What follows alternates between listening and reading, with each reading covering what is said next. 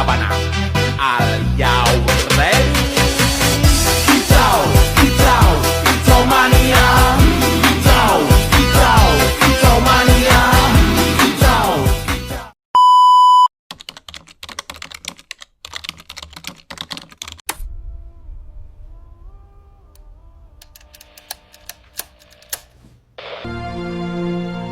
Proklamasi.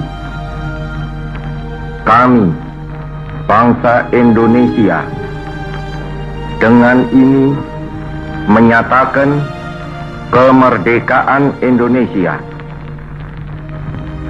Hal-hal yang mengenai pemindahan kekuasaan dan lain-lain diselenggarakan dengan cara saksama dan dalam tempo yang sesingkat-singkatnya. Jakarta, 17 Agustus 1945, atas nama bangsa Indonesia, Soekarno-Hatta.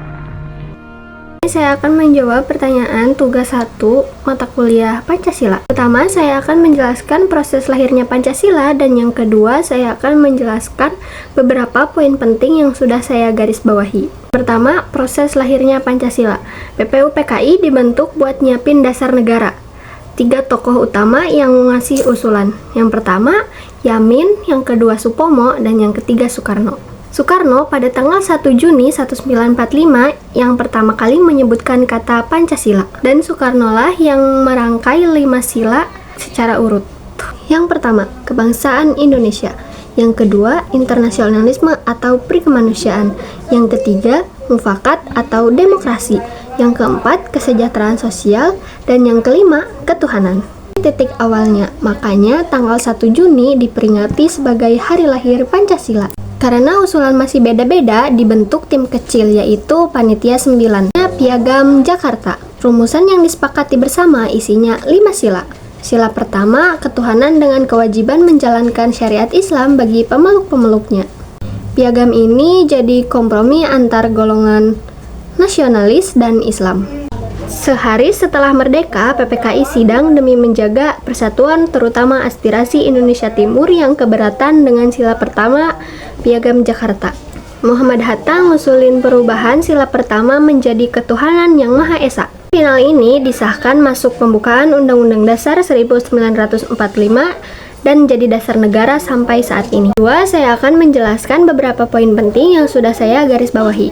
Yang pertama, saya akan menjelaskan peristiwa penting yang ada dalam proses lahirnya Pancasila. Salah satu peristiwa penting yaitu sidang PPKI pada tanggal 18 Agustus 1945. Pada sidang PPKI, Pancasila disahkan sebagai dasar negara. Sila pertama, Piagam Jakarta. Ketuhanan dengan kewajiban menjalankan syariat Islam bagi pemeluknya diubah jadi ketuhanan yang Maha Esa atas usul Muhammad Hatta demi menjaga persatuan Indonesia Timur. Kedua, nilai yang tercermin dalam proses tersebut. Pada sila ketiga, Persatuan Indonesia rela mengubah rumusan demi seluruh rakyat Indonesia, bukan golongan tertentu. 4. Kerakyatan yang dipimpin hikmat kebijaksanaan. Keputusan lewat musyawarah mufakat, bukan voting ataupun paksaan. Pada sila pertama, ketuhanan yang Maha Esa. Tetap menjunjung nilai agama, tapi inklusif untuk semua kepercayaan. Yang ketiga, refleksi pribadi dan relevansi untuk generasi muda. Pelajaran yang aku ambil, kepentingan bersama harus di atas ego kelompok. Para pendiri bangsa mau mengalah demi Indonesia tetap utuh. Nilai yang masih relevan banget sekarang di era medsos yang gampang bikin kita ribut beda pendapat. Semangat musyawarah dan toleransi dari PPKI ngajarin kita buat dengerin dulu, cari titik temu, bukan saling cancel.